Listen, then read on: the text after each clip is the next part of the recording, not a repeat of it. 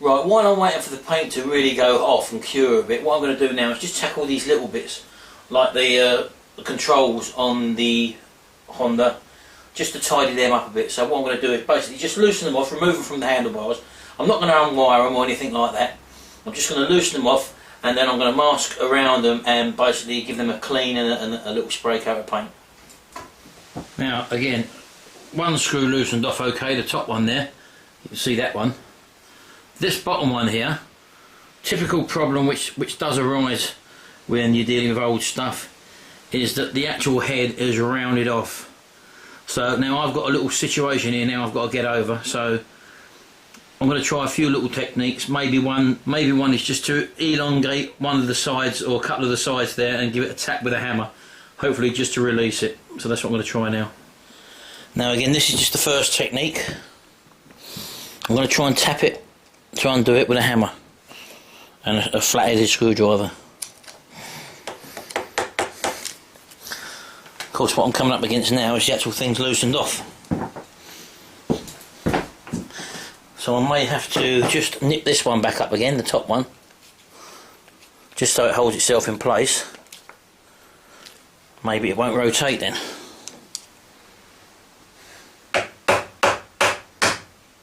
Ah, something moved, I think. Yes, there we go. Let's try and get a better shot now for you. There you go. As you can see now, I did just knock that end round and it is now loose. So we've got over that little problem there. There's always a way. The other thing I would have had to, if that wouldn't have worked, there are special tools you can get, like a drill attachment that you basically put in and they go in reverse but cut into the screw and then undo it. Or I would have cut a slot in the other side and made a slot and maybe tried to get a flat-headed screwdriver in there. Failing that, if all else failed, I would have taken a drill and actually drilled the head off, and then it would have come apart and I could have then unwound the actual stub that was left in there. But that tactic of just knocking around, because these are only soft-headed screws, that's why they chew up so easily. That's probably the original manufacturer's screw, and they're not very strong screws. These always tend to thread up, screw up these by people not having the right size screwdriver.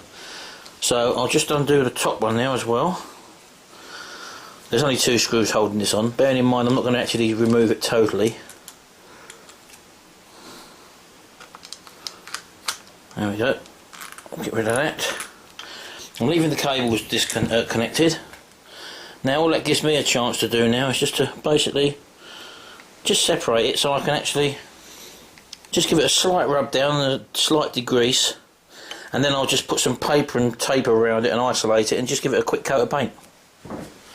Right, so all I've basically done here is just give it a gentle sand down, nothing too spectacular, there's a lot of creases there, with a bit of 600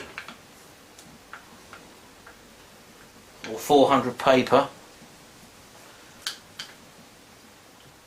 The main part of this is getting it actually clean with a wax and grease remover so that the paint actually does stick. That's the main criteria here. While it's open and off, just clean sort of around the general area. Again, I've got the handlebars there, which I can get to now because I can give them a bit of a clean in that area. And what I'm going to do now is just basically mask up the bits I don't want painted and give it a coat of paint. So as you can see, let's move back. all I've basically done there is isolate the little bit I want to spray. And I'm now going to get some wax and grease remover and just give it a quick wipe over, just to make sure we've got no residue on there.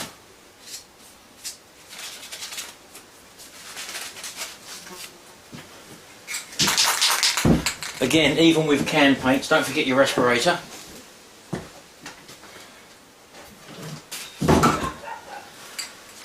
And let's give this a little coat.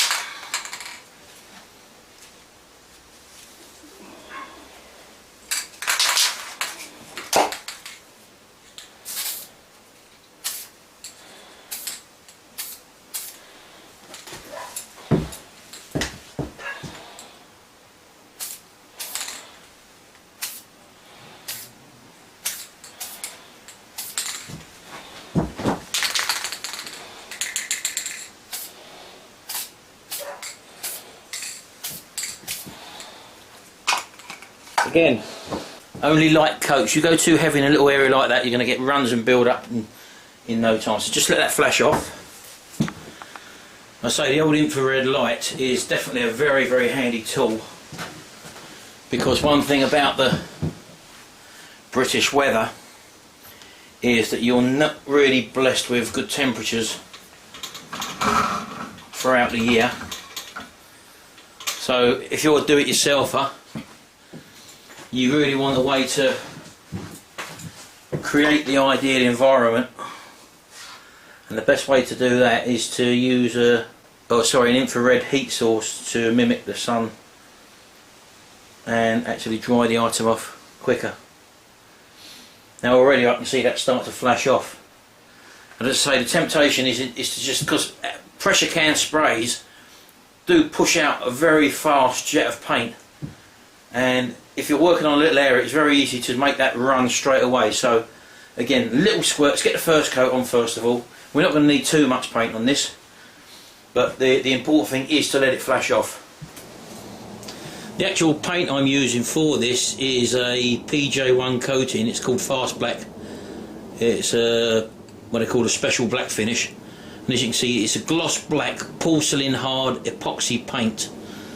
So I'm using this type of paint rather than a 2-pack job, because basically this will give us the durability and also the hardness that we require on an area like this that probably gets touched a lot. So this paint will basically do the job, and all you do then basically is follow the instructions. Most paint is applied, they say, around the 21 degree temperature. Well, outside here at the moment it's not 21 degrees, so as I say, by having the light I can actually promote the drying time, and it says there even coats at 10-minute intervals, but as I say, it won't be 10 minutes now because I'm actually using a higher grade of heating, so it's higher than 21 degrees, so that will probably drop down to 5 minutes. But that's why I use on ancillary pieces like this the gloss black porcelain hard paint.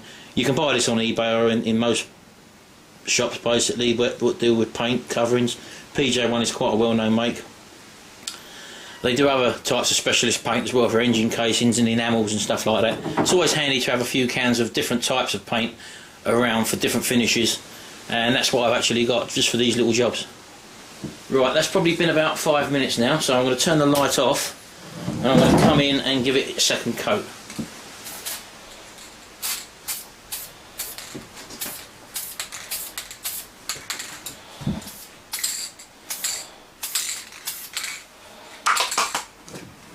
Straight back on with the heat source.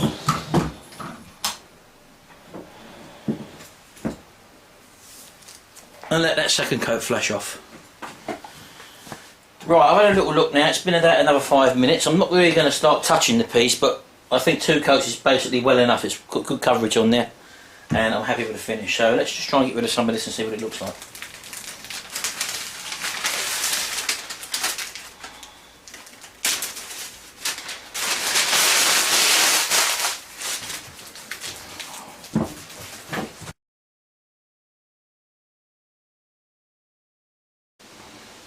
Right, well, as you can see, there's the finished item.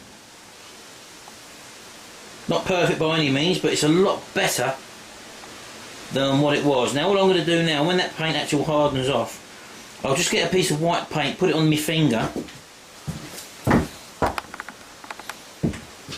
and run my finger over these decals, over these little markings, and basically what that will leave is the white paint in the little things, and you'll have the actual details, the writing back again.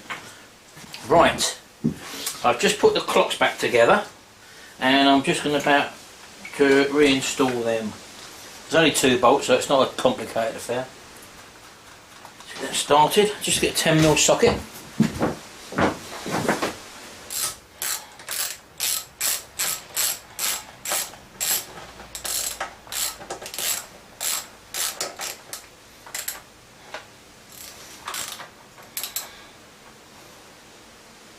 There we go. Clock's back in place. Just stick the adapters and plugs back through into the headlight where they connect up.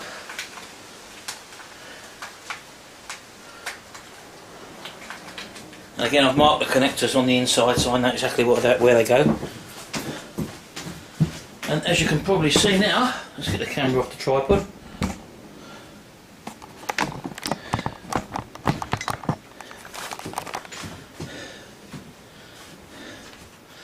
Nice looking set of clocks.